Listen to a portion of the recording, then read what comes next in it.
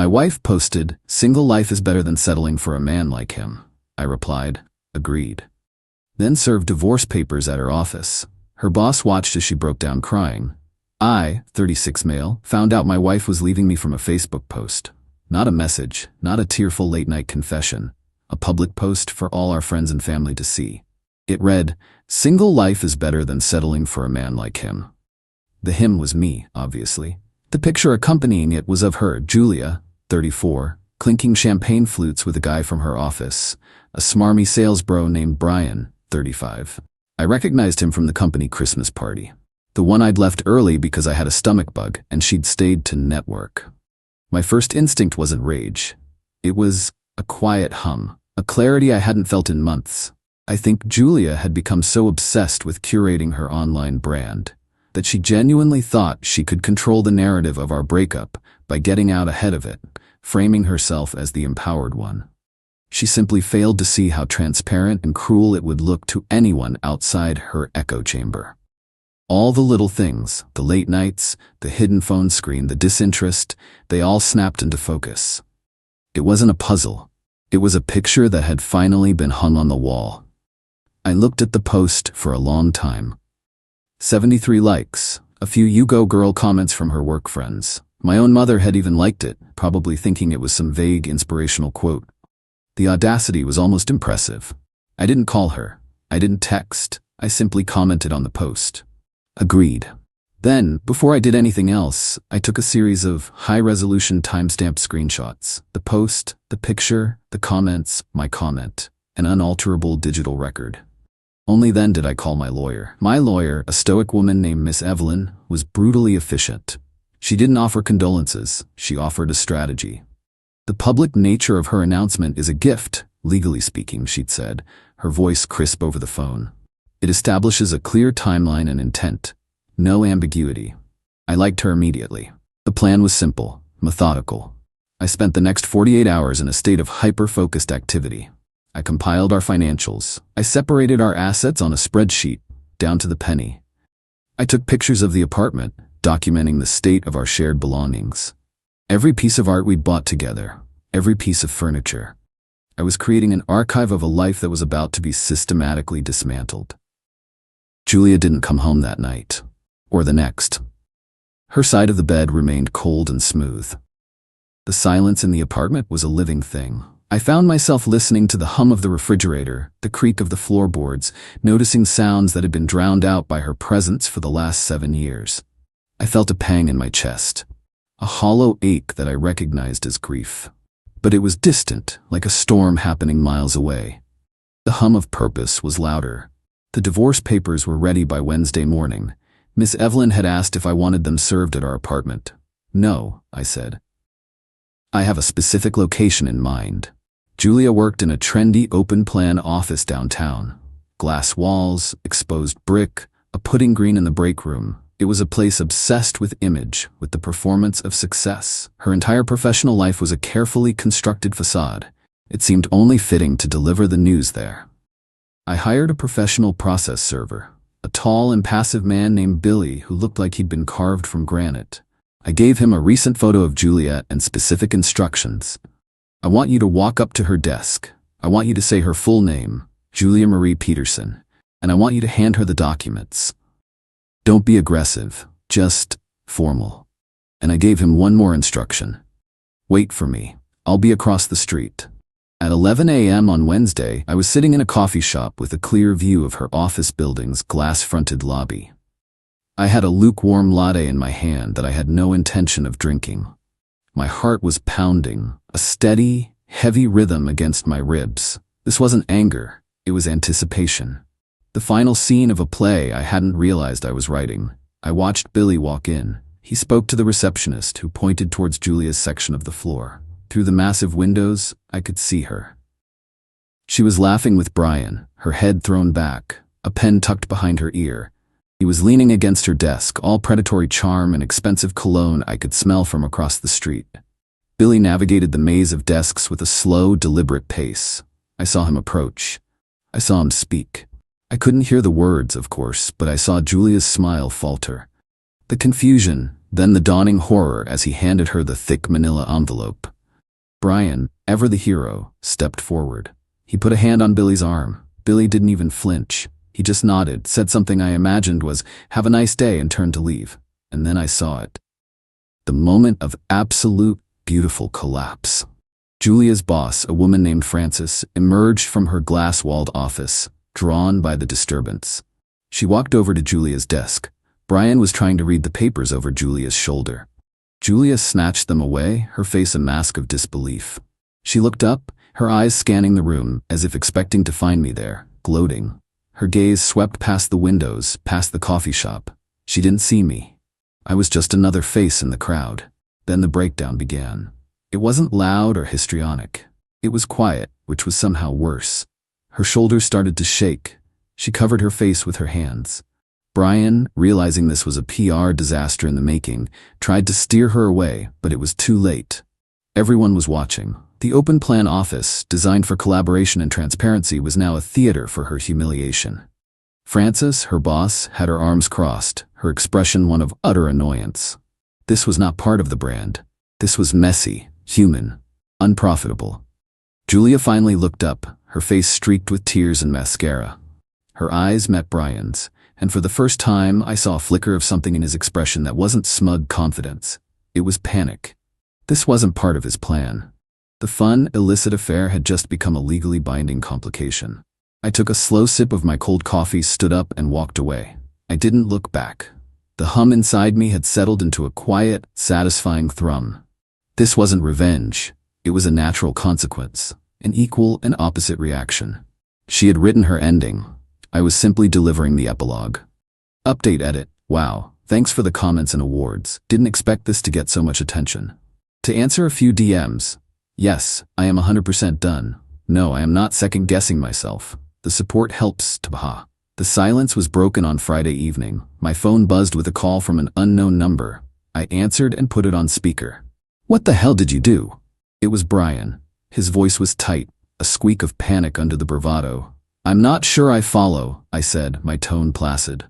I was in the kitchen, carefully packing a box with my cookbooks. "You couldn't have just talked to her?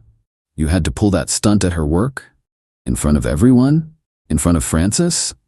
He sounded personally offended, as if I had violated some sacred bro code. "Was I supposed to check your schedule first?" I asked, placing a worn copy of Salt, Fat, Acid, Heat into the box.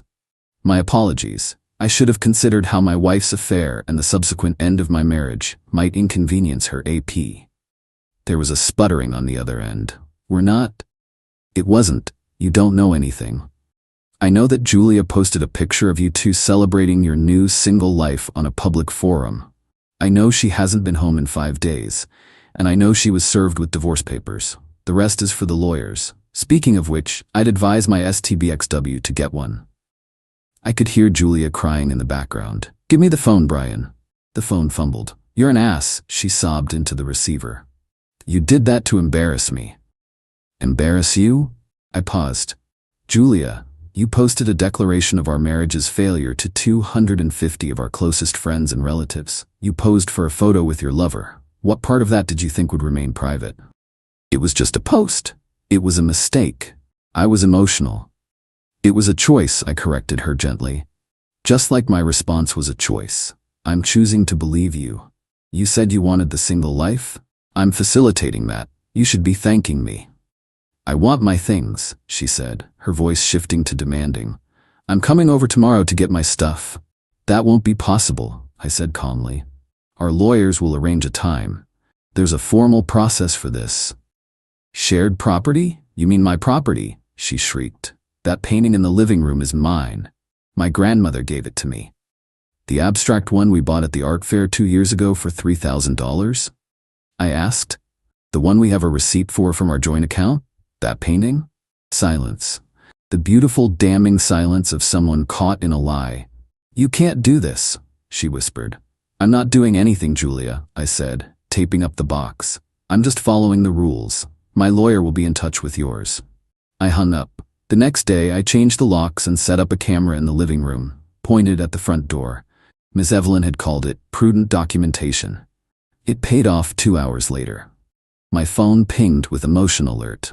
I watched the live feed as Julia and Brian tried her old key. When it didn't work, Brian, instead of getting violent, stepped back and started coaching Julia on what to say, clearly aware they were likely being filmed. Julia started crying for the camera, pleading for her sentimental items. Brian then stepped into the frame, pointed at the door, and said loudly, "We'll be contacting our lawyer about this illegal eviction." He then put his arm around Julia, leading her away. Before they left, however, his composure cracked for just a second, and he kicked over a large potted fern, sending soil spilling across the welcome mat. I saved the video file and emailed it to Miss Evelyn. Attempted entry, feigned distress for a perceived camera, a legal threat, and minor vandalism. 2:17 p.m.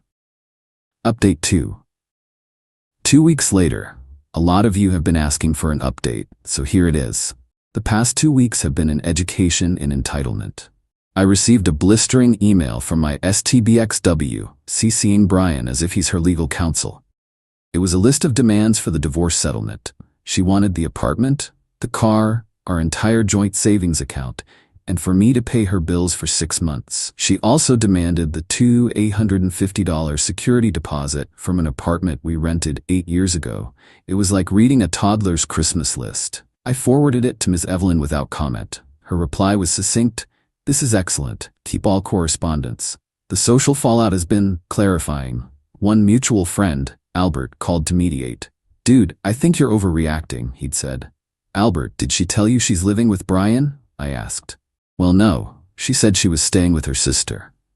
"Really?" I said. "Because her sister has been posting vacation photos from Cabo all week. I don't think Julia's there." A long pause. "Oh, Ida for making it awkward? I don't care. But it's not all strategy. Last night I found a bottle of her perfume. I picked it up, and the scent, it hit me hard. For a second I was back 7 years ago, watching her get ready for our first date. The grief was a physical thing. I held the bottle for a full minute, then I screwed the cap on tight and put in a box labeled Julia, Personal Effects. The moment passed. The work is not yet done. Now, for the interesting part. I received an email from Julia's HR department, a formal request for a statement regarding an internal investigation. Apparently her company just went through a massive lawsuit over a manager-subordinate affair last year, and their C-suite is now on a zero-tolerance crusade against anything that even smells like unprofessional conduct.